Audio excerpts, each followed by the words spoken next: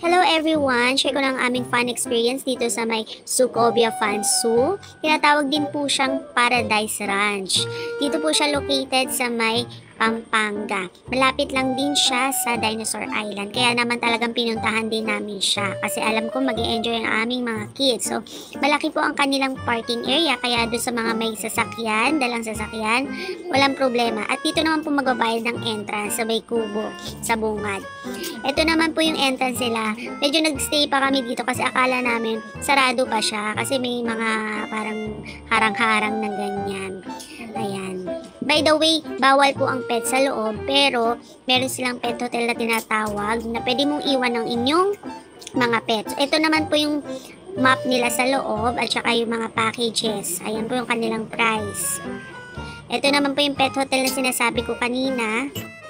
At ayan, iniwan namin si Yumi sa loob kasi nga hindi siya po pwede pumasok sa loob habang kami ay nagagala. Baka matakot yung mga hayop sa loob. Ayan, at magambala. Pero ang maganda dito at hindi mai-stress dito si Yumi sa loob. Ayan, tapos meron din ditong gel blasters. Hindi na namin siya na-try pero 100 pesos ang isang session yan.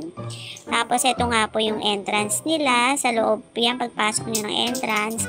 Marami na kayong pwedeng pestuhan para mag-picture-picture kasi maganda rin po talaga ang view nila dito. Ayan.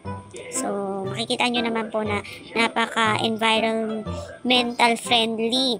Tapos, meron din pala mga pesto dito na kapag nagpa-picture kayo, ayan, may bayad po. Pero, syempre, depende pa rin yan sa inyong budget kung gusto nyong itry. Pero, kasi pwede naman po kayo mag-picture-picture sa cellphone. Kayo-kayo lamang. Ayan. Tapos, ito na nga yung entrance niya. Dito po ang pasukan niya. Tapos, syempre, picture-picture muna kami bago pumasok. At ito na nga po.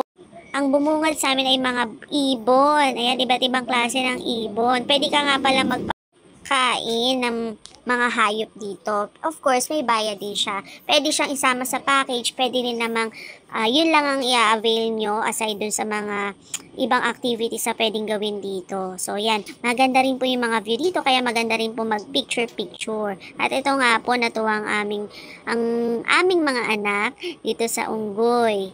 Ayan. So, syempre, hindi naman tayo araw-araw nakita ng unggoy.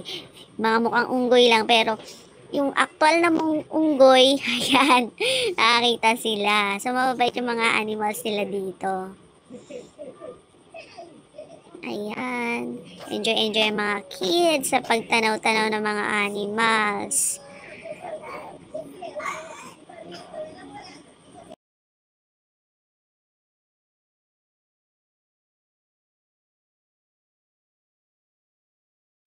Tapos, meron din sila ditong garden maze wherein paikot-ikot. Yan, maikot-ikot kayo sa garden. Nakakatuwa din naman, maze talaga siya. Tapos, every kanto, katulad niyan, yung mga pwede kayong picturean. Yan, katulad yung mga paru-paro. Yan, pwede kayong pumesto at mag-picture-picture. Parang kayo ay ang paru-paro. Tapos, meron din dito zoo area wherein makikita nyo itong bunnies. Ayan.